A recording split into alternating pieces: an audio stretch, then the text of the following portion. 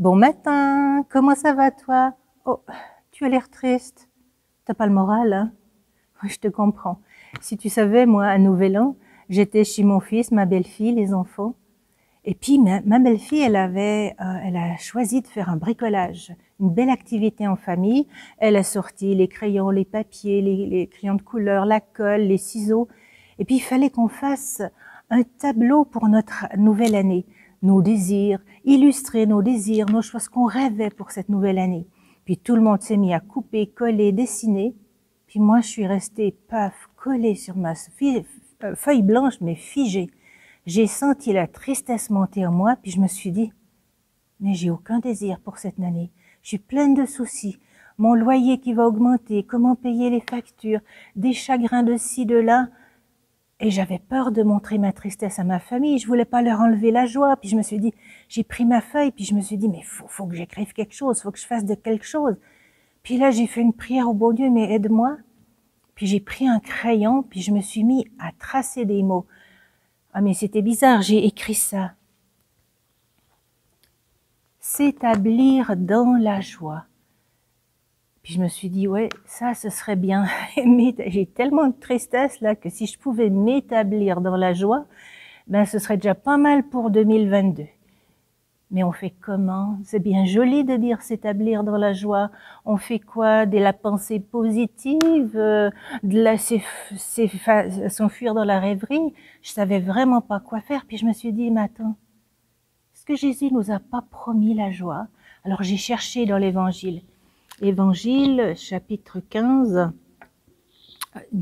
Jésus dit ça, « Comme le Père m'a aimé, moi aussi je vous ai aimé, demeurez dans mon amour. » Plus loin, verset 11, il dit, « Je vous ai dit cela pour que ma joie soit en vous et que votre joie soit parfaite. » C'est une belle promesse, c'est intéressant.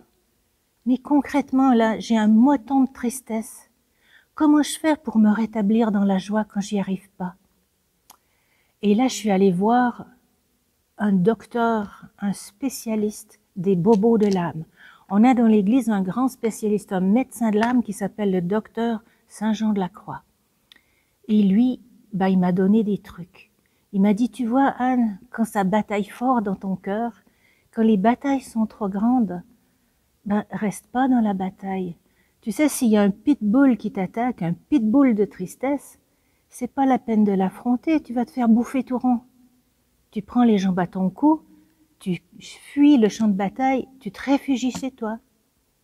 Tu dis, oui, ça me paraît bien sage, Saint-Jean de la Croix, mais concrètement là, comment je fais?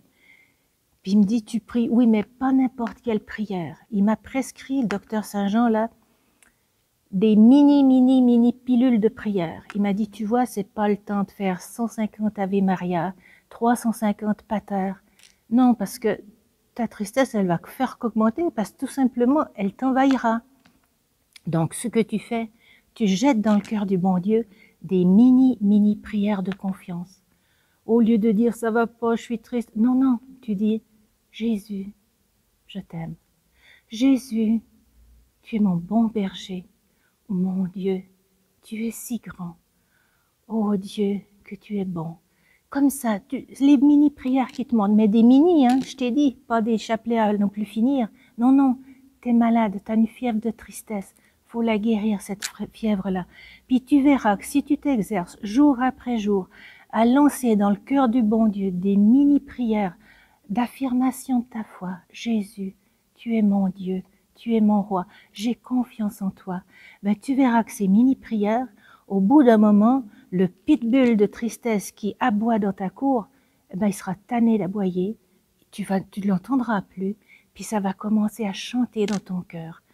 Allez, courage, bonne journée.